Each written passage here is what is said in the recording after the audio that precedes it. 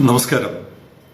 വാസ്തവത്തിൽ എൽസ-3 കപ്പലിനെ മുക്കിയത് കേരളവും ഇന്ത്യയും ഭരിക്കുന്ന സർക്കാരുകളല്ലേ? ശൈലജ അർപ്പിക്കുന്നു.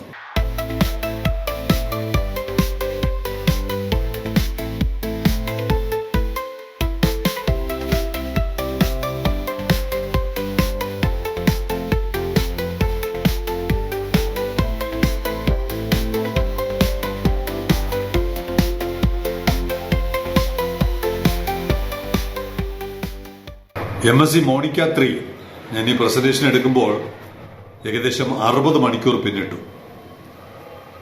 ബർത്ത് നമ്പർ 2-ൽ മോണിക്ക 3 വന്നത് 10-ാം തീയതിയാണ്. 10-ാം തീയതി ലേറ്റ് നൈറ്റ്, വളരെ വളരെ വൈകി 23:59 പ്രിസൈസ്ലി ബർത്ത് ചെയ്ത സമയം. ഇപ്പൊ 10-ാം തീയതി 1 മിനിറ്റ്, 11-ാം തീയതി 24 മണിക്കൂർ, 12-ാം തീയതി 24 മണിക്കൂർ, 48 മണിക്കൂർ. പിന്നെ ഇപ്പൊ 12 അല്ല 16 മണിക്കൂർ കഴിഞ്ഞു. അപ്പോൾ 64 മണിക്കൂറായിട്ട് മോണിക്ക 3 ബർത്തിലുണ്ട്. പേരുകൾ തമ്മിൽ വളരെ സിമിലാരിറ്റി ഉണ്ടല്ലോ. എൽസ-3, മോണിക്ക 3. മോണിക്ക 3 പോകേണ്ടത് കൊച്ചിയിലോട്ടാണ്. ഒരു അപകടം മണക്കുന്നുണ്ടോ? എന്താണ് സംഭവിച്ചത്? മോണിക്ക 3യുടെ എഞ്ചിന് തകരാറ് സംഭവിച്ചിരിക്കുന്നു. ഈ മെയ്, ജൂൺ, ജൂലൈ എന്ന് പറയുന്നത് വളരെ വളരെ ക്രിട്ടിക്കലായിട്ടുള്ള മാസങ്ങളാണ്.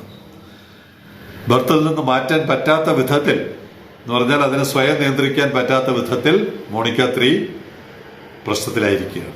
എഞ്ചിനിലാണ് പ്രശ്നം. ഇവിടെ വളരെ പ്രധാനപ്പെട്ട, ഇപ്പോൾ ഇത്രയും സമയം 2 കാര്യമാണ് സംഭവിക്കുന്നത്. ഒന്ന്, ആ കപ്പലിന് സ്വയം നീങ്ങാൻ പറ്റാതെ അതിന്റെ ഷെഡ്യൂൾ മുഴുവൻ തകരാറിലായി. 2, പുതിയ കപ്പലുകൾക്ക് ബർത്ത് ചെയ്യാൻ പറ്റാതെ നമ്മുടെ ബർത്ത് ഓക്യുപ്പൈ ചെയ്യപ്പെട്ടു. ഇത് ഇതിനു മുമ്പും ഉണ്ടായിട്ടുണ്ട്. അപ്പോൾ ഇത്രയധികം കപ്പലുകൾ, ഇനി 20 കപ്പലുകൾ കൂടി വന്നാൽ 1000 കപ്പലുകൾ തികയാൻ പോവുകയാണ്.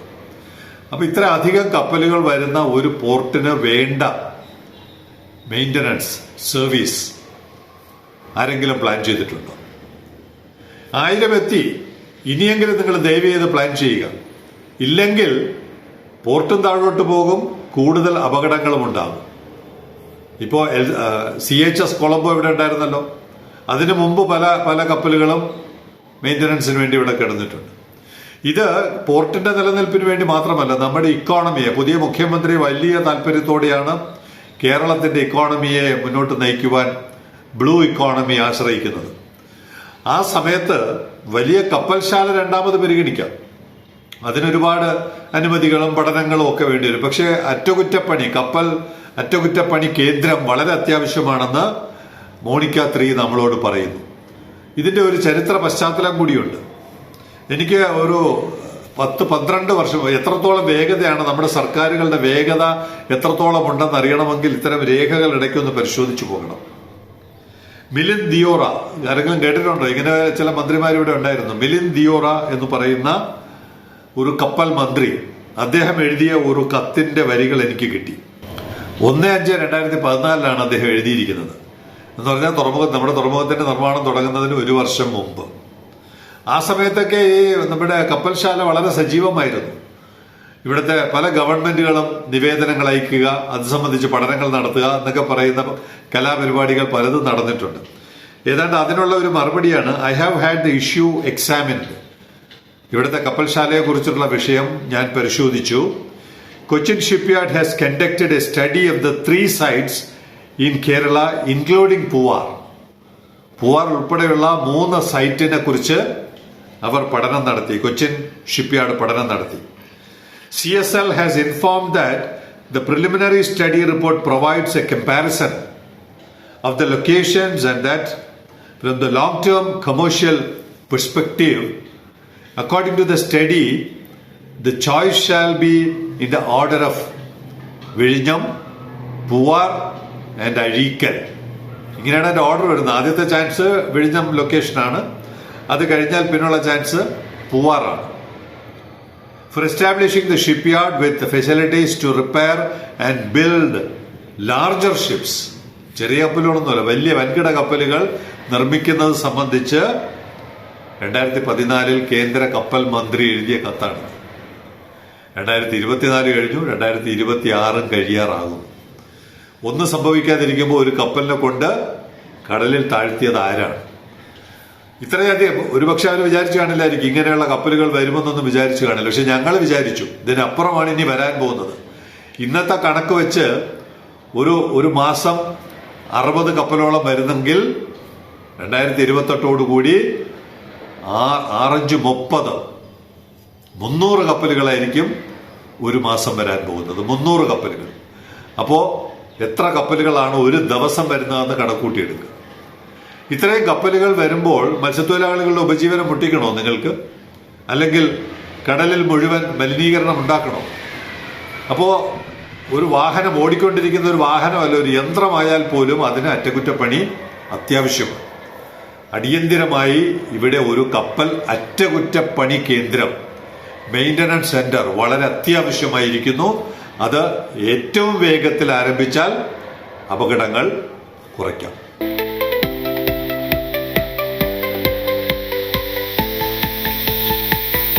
കൊച്ചു കൊച്ചു രാജ്യങ്ങൾ വരെ ഇത്തരം അവസരങ്ങൾ ഉപയോഗപ്പെടുത്തുന്ന റിപ്പോർട്ടുകളാണ് ലോകത്തിന്റെ പല ഭാഗത്തു നിന്നും വരുന്നത്. ഘാന നമുക്കറിയാമല്ലോ, മിക്കവാറും ആഴ്ചതോറും സർവീസുള്ള രാജ്യമാണ് പടിഞ്ഞാറൻ ആഫ്രിക്കയിലെ Ghana. Ghana's new dry dock project progresses after successful financial round. ആ പ്രൊജക്ടിന് വേണ്ടിയുള്ള സാമ്പത്തിക കരാറുകളെ കുറിച്ചൊക്കെയുള്ള വിശകലനത്തിന്റെ ഒടുവിൽ Ghana's new dry dock project progresses. എങ്ങനെയാണ് ഡ്രൈ ഡോക്ക് വരുന്നത്? Currently, vessels operating in the busy Gulf of Guinea are forced to undertake a 10-14-day journey to Walvis Bay in Namibia or Las Palmas in Spain to access periodic dry docking and ship repair services. ഇപ്പോ 10-14 ദിവസം യാത്ര ചെയ്ത് അങ്ങോട്ടും ഇങ്ങോട്ടും ഒന്നുകിൽ പടിഞ്ഞാറോട്ട് വരണം, വീണ്ടും തെക്ക് പടിഞ്ഞാറോട്ട് സഞ്ചരിച്ച് നമീബിയയിൽ വന്ന് വേണം റിപ്പയർ ചെയ്യാൻ. ഇല്ലെങ്കിൽ സ്പെയിനിലെ ലാസ് പമാസും ഇവിടെ നിന്ന് പോകുന്നുണ്ട്, കപ്പൽ പോകുന്നുണ്ട്. ലാസ് പമാസ് ആണോ ലാ പമാസ് ആണോ എനിക്കറിയില്ല പ്രൊനൗൺസിയേഷൻ. എന്തായാലും ഈ ഇത്രയും അകലത്തിലാണ് 2 സർവീസ് സെന്ററുകൾ ഉള്ളത്. അതുകൊണ്ട് അവരൊരു പുതിയ ഡ്രൈ ഡോക്കിംഗ് ഘാനയിൽ തുടങ്ങാൻ തീരുമാനിച്ചു. ആ സ്ഥലത്തിന്റെ പേര് തക്കോറദി ഫ്ലോട്ടിംഗ് ഡോക്കാണ്. നമുക്ക് ഏറ്റവും അനുയോജ്യമായ service. The Takoradi floating dock hopes to solve this challenge. ഈ കപ്പലുകൾ 10-14 ദിവസം സഞ്ചരിക്കുമ്പോൾ ഉണ്ടാകാവുന്ന പ്രശ്നങ്ങൾ പരിഹരിക്കാൻ to solve this challenge, providing a modern commercial scale ship repair and dry docking facility in the Gulf of Guinea. Floating dry dock. The dry dock is being developed within the vicinity of the port of Takoradi. പോർട്ടിന്റെ പരിസരത്ത് തന്നെയാണ് ഈ floating dry ഡോക്കും അവർ തുടങ്ങാൻ പദ്ധതിയിട്ടിരിക്കുന്നത്. Around 140 miles from the capital Accra. അവരുടെ ക്യാപിറ്റലിന്റെ പോർട്ടിന്റെ ലൊക്കേഷനാണ്. 140 മൈൽ അകലെയാണ് ഈ പറയുന്ന പോർട്ട്. അപ്പൊ ഇങ്ങനെ ഒരു ഫ്ലോട്ടിംഗ് ഡ്രൈ ഡോക്ക് എന്ന് പറഞ്ഞാൽ നമുക്ക് വേണമെങ്കിൽ നമ്മുടെ ബ്രേക്ക് വാട്ടർ ഉള്ളിലോട്ട് നീട്ടി അടിയന്തിരമായി നമുക്ക് ഒരു കപ്പൽ അറ്റകുറ്റപ്പണി കേന്ദ്രം തുടങ്ങാം. അപ്പൊ ഞാൻ കുറച്ചു ദിവസമായിട്ട് ചൈനയിൽ കപ്പൽശാലയിൽ ജോലി ചെയ്യുന്ന ഒരു മലയാളിയുണ്ട്. ഏത് ഗവൺമെന്റിന് വേണമെങ്കിൽ അദ്ദേഹത്തെ വിളിച്ചാൽ അദ്ദേഹം വീഡിയോ കോളിലൂടെ പറഞ്ഞു തരും, അല്ലെങ്കിൽ അദ്ദേഹത്തെ ക്ഷണിച്ചാൽ ഒരുപക്ഷെ അത് നേരിട്ട് വന്ന് ക്ലാസ് എടുത്ത് തരും. കപ്പൽ നിർമ്മാണമാണ് അദ്ദേഹത്തിന്റെ ജോലി. ഏറ്റവും ലേറ്റസ്റ്റ് ആയിട്ടുള്ള കപ്പലുകൾ നിർമ്മിക്കുന്നയാളാണ്. അദ്ദേഹത്തിന്റെ പെർമിഷൻ ഇല്ലാത്തതുകൊണ്ട് പേര് തരുന്നില്ല. അപ്പൊ ഞാൻ ഈ ഖാനയിലെ മോഡൽ, ഈ ഫ്ലോട്ടിംഗ് ഡ്രൈ ഡോക്ക് എന്ന് പറയുന്ന കൺസെപ്റ്റ് നമുക്ക് ആപ്ലിക്കബിൾ ആണോ, നമുക്ക് ശരിയാക്കി എടുക്കാൻ പറ്റുമോ എന്ന് ചോദിച്ചപ്പോൾ ഇമ്മീഡിയറ്റ് ആയിട്ട് അദ്ദേഹം നോക്കിയിട്ട് പറഞ്ഞു, yes, this is what we were discussing. Repair DDA, repairing dry dock and docks. തലസ്ഥാനത്തുള്ള ആളാണ്, തിരുവനന്തപുരത്തുള്ള ആളാണ്. അയാൾക്ക് ഇവിടുത്തെ ജോഗ്രഫിയൊക്കെ നന്നായിട്ട് അറിയാം. ഈ ഒരു മോഡൽ നമ്മുടെ പ്രദേശത്തിന് പറ്റിയതാണ് എന്ന് കപ്പലുകൾ ചൂടപ്പം പോലെ ചുട്ടെടുത്തുകൊണ്ടിരിക്കുന്നയാൾ നമുക്ക് മറുപടി തരുന്നു.